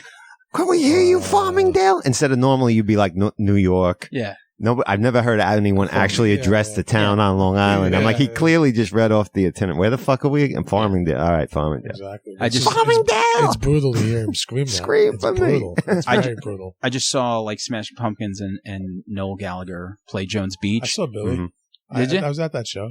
Oh, were you? Jones Beach, I was at that show. Yeah, I didn't know. Yeah. So I went and like Noel Gallagher was like, I think he didn't know where he was. So I think he said Jersey and everyone was like, what? And he's like, I don't give a fuck where I am. He's like, where am I? He's like, oh, all right, Jones Beach, yeah. Yeah, he didn't care. He didn't miss a beat like where most people would be embarrassed. Like, you know. Well, that's his whole shtick. John Bon Jovi would be embarrassed. Yeah, he doesn't give a shit. He doesn't care. Not giving a shit is his thing. That's his thing. So, Yeah. all right, cool. So, and you guys are hitting Europe and all that other stuff, man. I'm very much looking forward to, like the music that you guys are going to put out. Hopefully Heavy Metal Kings does a third album, because I feel like that's going to happen. I mean, what I could tell you is Heavy Metal Kings does have a single that's going to pop out soon. Okay. Nice. So I think I want to say on Record Store Day, whenever that is. No clue. I don't either. I think it's November at some point. Okay. And it's I think it's 1 or 2 new gimmicks. It's very heavy. Very good. So that's coming out. I mean, as far as nonfiction, I mean, me and Bill recorded a bunch of shit. I mean, we have a bunch of new shit. Huh? We just have to figure out, and wait and strike when the iron. Yeah, well, we have Got to a lot wait of when shit the on time the is fire right. right now, Everything yeah. has to be situated. But yeah, there is new material. And it's funny because like Bill does that rotation, man. He's at the solo, then he does the nonfiction, La Coca still going on. He's an octopus. You got to be an octopus these days to really do it, yeah. To carve out a living and be able to just Right. be happy. You got to be able to do that. You got to be able to diversify your bonds, as the Jizza says. Generally. Are you going to do the digital stuff for the new record? You have to, yeah. Yeah, definitely. It's just a way. Yeah, and Coffin Syrup is going to be available digitally too. Yeah, start over. I have to. So I love it. Lord Goat will be on Spotify. Lord Goat and Apple Music. Is it true that Steve Harris didn't write the lyrics to "Hallowed Be Thy Name"?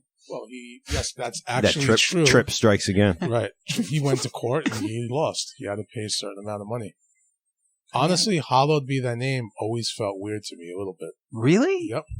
Like musically or lyrically? Both, a little bit. Interesting. I mean, I loved it. It was just like I'm laid back in my Walkman, like in a trance, like anybody else. Yeah. I'm like, this is strange. Like, this is weird. They still close with it. Yeah. No, I mean, as they should. But it's just there's different parts of that where there's such greatness in that, where it's like strange to me, and the band never even remotely goes back to any of those moments. Not even a little bit. Like, they just, well, why is that? It's like, well, it's not their song. It's not, they didn't write that part. A lot of bands do that. They kind of got caught for that, I'm not saying Maiden stole a lot of songs. That's not true at all, Yeah, but they were, it was proved that they were influenced to take the lyrics and riffs. Interesting. Yeah, I remember like being super young and, like when you first realized like Led Zeppelin, you do like copped a lot of shit. You listen to that first album and then you go back and forth. You're like, wait a minute, like all these songs are fucking lifted. Again, the problem is he just should have given credit. I don't give a shit. Oh yeah, for sure. I don't care that he didn't write them because there's so much Led Zeppelin bashing lately. Like everybody says they hate them. Mm-hmm. You can hate them all you want. Put on a fucking record with a rhythm section that bangs like that. Show me. Besides jazz fusion or like that kind of stuff, or like like black drummers, like that kind of stuff. Show me rock that sounds like that. It doesn't. So are people bashing Led Zeppelin? I didn't know that. There's a new wave. New wave? There's a new wave of Led Zeppelin hate. Absolutely. Fucking kids will bash anything. Not just kids. I'm saying not just kids. I mean, older people, not just kids. I hated them. They take it for granted how fucking epic that band was. I hated them. Once in a lifetime band. I hated them as like a teenager. I like them now. But as a teenager, it just... Well, because probably all you heard was fucking like RCN in the background or something playing Stairway to Heaven 18,000 times, man. I just hated it because I thought it was but they're deep cuts. I thought it was like my parents' like music. So that's why I was like, I'd rather listen to Minor Threat. In the 80s, I wasn't interested in listening to Zeppelin because to me it was just like remnants of like, oh yeah, those guys like, beer drinkers and like hippies and like I wasn't really down with that. I didn't really have that much. I was more into what was happening.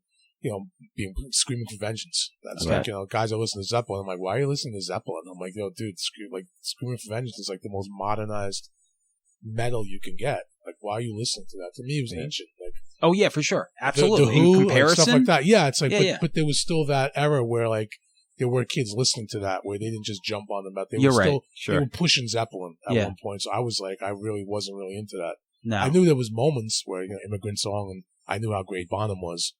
But I wouldn't go out and wear a Led Zeppelin shirt. For sure. I wasn't, Yo, and I will say, since we mentioned Sick Jack and War Porn Industries, Divine Styler took Dazed and Confused. Oh, he killed that. Fucking chopped it, man. Killed that. That was great. That was actually a great work. Yeah, man. That was like, you remember that? Did you listen to it? Like he chopped up Dazed and Confused. I don't know. We'll listen to it on the way. I gotta try. Listen to it on the way home, man. Yeah. It's fucking the production Divine Styler made for that record. For those that don't know, Divine Styler has been around for 30 years. Rhyme Syndicate. No? Yeah, he had.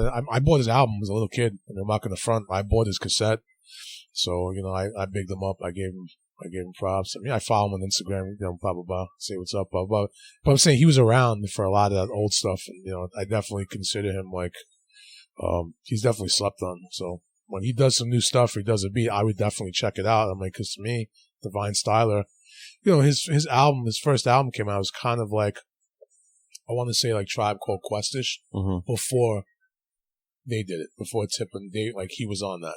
Before Tip, like that was their gimmick. Yeah. Divine Styler been doing that. He was doing that before. And to still do it, like that record came out in 2017. Now, I only assume that they can't sell it because of all the samples, so that's why they marketed War Porn as a mixtape, right? They might have gotten clearance for that. Okay, yeah, because I mean, that's just what I assume. Like when it comes to like beats and like samples, because it was marketed as a mixtape. Exactly. Right. So if somebody was to, especially with Zeppelin shit, because they're like on that shit for sure. Big time. Well, you just have to pay. It's kind of like they're cool. You sample what you want as long as you pay us. I mean, look what the Beasties did. The Beasties sampled them left and right. Right. Which is surprising. They were allowed all that, but they allowed them to do that at the time. I was like, wow, Zeppelin gave them permission to sample that? They did. But I mean, at this point, like, what people make off of like music is probably not enough to like offset like sampling. But that's why people stop their styles and don't bother. People like the RZA, the RZA stopped not because people said, oh, he's fucked up, or he's on drugs, or he's not gonna. He didn't want to do a beat, and because it came out fire, the sample was amazing. He has to now pay some guy $50,000 or $80,000 because he made a dope beat that's usable. He's like, no, I'm not using that. So he decided, which is a mistake. He decided to stop using samples. So then he decides, oh, I'm going to make beats without samples, which is his first mistake. Besides all the PCP and the dust blunts, and I'm not going to sample anymore because I don't. Well, that's a mistake. And look what happened to RZA. Yeah. And I love, like, for me, I don't know, maybe it's just like the age and stuff, but like if I don't know, sample based hip hop is what I like. You put that on. Sure. And it's got to be samples. When the producer's like, yo, I'm on some next shit, all fire, no samples. I'm like, all right, So I'm going to listen to you make horns. Like you chop up little xylophones and horns. And what about the De La Soul thing? Where they had the crowdfunding. And a great idea. They made a lot of money and put out a whack album. It's great, I thought it was a good album, but what I liked was the idea was that they basically, I mean, I don't know about the money was a lot, but they basically all jammed, but then they sampled everything that they came up with, so it felt more like that sound. Honestly, for some reason, I listened to the album, it just sounded like the most, like I don't know, the most colorless, it was so bland to me. The production was so bland on every song. I didn't understand that. Like, when you're getting that much money to make a record, that means A, you should be sampling. Don't be a pig and pocket all the money because you don't want to sample. Don't do that. Give us 2 songs where it's all de la. All de la, yeah. Which includes a break beat. A couple of, could be any kind of instrument you want. How about some samples? No. I want to keep all the money. I don't know where to Listen, it's just my view. I'm not saying saying you're wrong for liking the record. For me, it was bland. Listen, in comparison to their other records, even Grind It, I thought Grind It was amazing. Better than this. Yeah. Oh, yeah, for sure. Absolutely. And they kept it short. Rock Cocaine Flow was on there. Stakes of High was 10 times better. Oh, well, better than that. That's great like, record. that's yeah, like. But it's not that hard to do. It's not that hard to hook up a fucking sampler and sample a record with hard drums. And you could, my problem with De La is not respecting the formula. Go back to what people love you for. Yeah. You don't got to spoon feed them this much where it's like, okay, here's a little, forget about it. Why do that? Make a fucking beat that sounds like your old stuff that people are dying to hear. It's very easy to do. And I could make, like, by the time, like, me and you were talking, we could have made 3 beats. Oh, for sure. I'm just saying. So you're getting $100,000 and you're putting money in your pocket. It's not something I'm stressed about. I don't give a shit. For sure. I'm just an old fan of De La Soul. It's nothing I think about. I haven't even thought about this since you brought it up. But that's why I'm here. I remember exactly. But I remember when it came out, it annoyed me. Yeah. Because I was like, okay, great. De La are legends to me. Like, they're all legends to me, you know? Long Island, repping. Like, you know, the first album came out. I bought it the week it came out. All the singles came out. I bought them like any fan would. You know, I watched the videos, the projects like anybody would. And then this happens, and it's like the people who your fans are giving you money because they love your stuff. You can progress as an artist. You don't have to do, you know, 3 is a magic number. Like, you don't have to put on a Paisley shirt now and dance for us. I mean, I'm saying, hook up a sampler. You know? Right. Make something fresh. Preach to the choir. Make something fresh with that 100 stacks you guys got. Right. Show me. Like, I thought it was a good record, and what's funny is like you know, the conversation is always like, well, who's better, De La or Tribe? That's always like one of those things. And fucking Back from the Dead in 2016, De La Soul releases that record, and then fucking a couple of months later, Tribe Called Quest fucking digs themselves out of like whatever right before 5, or maybe it was around the time. The Tribe album was great. I thought was just a little better than De La. Tribe album could have been much better. I thought. But why Tribe wins is because the first song comes out, and the drums, the sample drums, are Bill Ward from Black Sabbath. Oh, I didn't know that. Absolutely. So right there they just pissed on to me. They pissed all over De La, all over their campaign. Help us! We need money to make an album. Any jackass from the neighborhood could have made an album like that just got Pro Tools. Yeah, that could have made an album like to me like. And I'm a fan. It's not shit talking. Yeah, for sure. Tribe's album could have been 20 times better too. I think only like as actual fans, like we're the ones who could actually criticize because we're fans. Of course, it's like anything else. It's not done with any hatred. It's like it's like with a band. You know, if Judas Priest come out, it's like people are gonna criticize Rob Halford for whatever reason. You know, I put out something. There's a million people attacking me, telling me I'm garbage, I'm trash. Cool. I mean, you know, it's like anybody is gonna, you know, get criticized, but there's certain things that stick because, you know, you can see with certain artists or whatever music they're putting out, or, you know. Glad to see Bill Ward working again, you know, even if it's not Black Sabbath. Why not? I mean, listen, God bless Bill, you know. I think Bill should have put all that to rest, you know, about like wanting to play with Sabbath, and because he can't, and the fact is he's not been able to for years. I don't know what I don't know why he's going on with that and wasting energy because, you know, if they were to turn around and say, all right, Bill, you know what? Like all this stomping your feet and all this, you know, hoopla and you're annoyed. Let's go rock out a show. Let's rock out and do a set and play the songs the way you're supposed to play them. You can't. I saw Sabbath in 97 in Denmark, like the Roskilde Festival. Damn. That's awesome. And, it was a highlight of my life.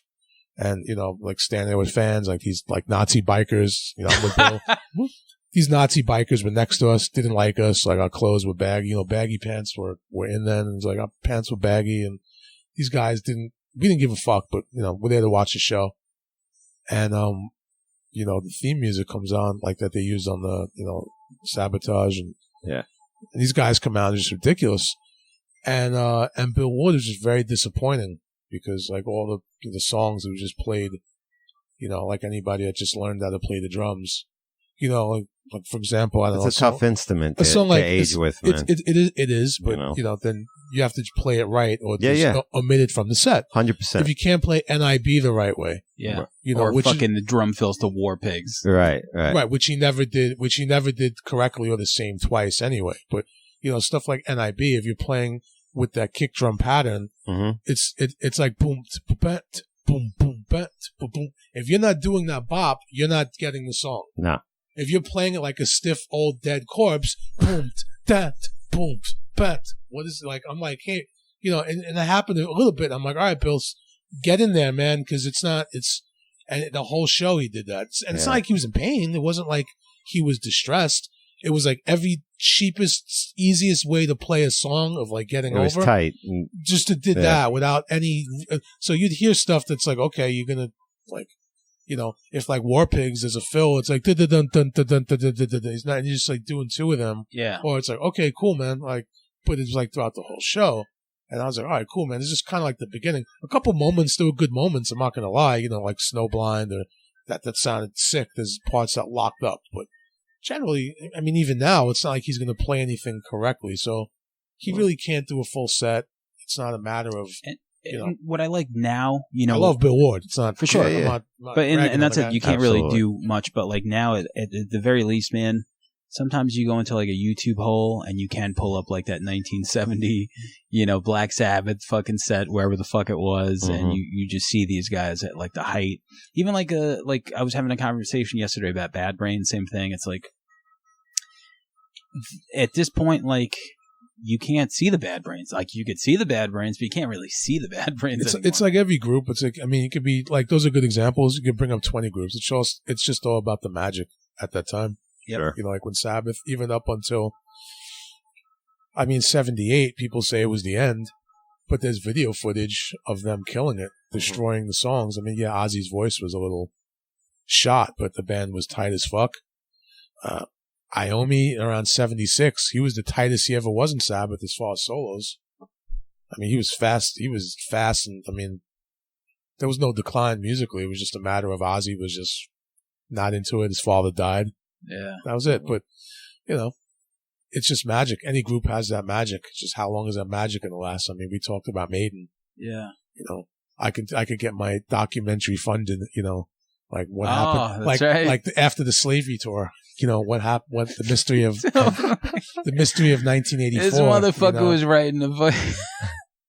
Like the Iron Maiden book and shit. Yeah, some geek shit, some nerd shit. You know, some it's real like, shit. I attempted to do that, but, you know, I got like 30 pages and realized it's one of my doing. Yeah, we got to get that De La Soul crowdfunding money. Oh, yeah. It's a great idea. I'm going to do that. I'm going to do that for my next album. Yo, man, I'm donating this shit. Okay, cool, yeah. Our nonsense. So thanks man. Thanks to the Lord Goat for sitting down and Peace. Absolutely. talking some shit with us. Look out for the record, and we'll put the links up and all that Look other out shit. for the record. It's coming definitely before, I want to say Christmas. Excellent. So I should have a new song up in probably a month and a half. We'll have a little teaser. We got our straws ready. Yeah. Well, make sure you wet your beak. And good luck in Europe, man. Yeah, thanks. Have a killer time. Hopefully be hookers and pot. Yeah, no doubt. Yeah, I'm kidding. Claw's mine, too. Don't forget about him. Yeah. Later.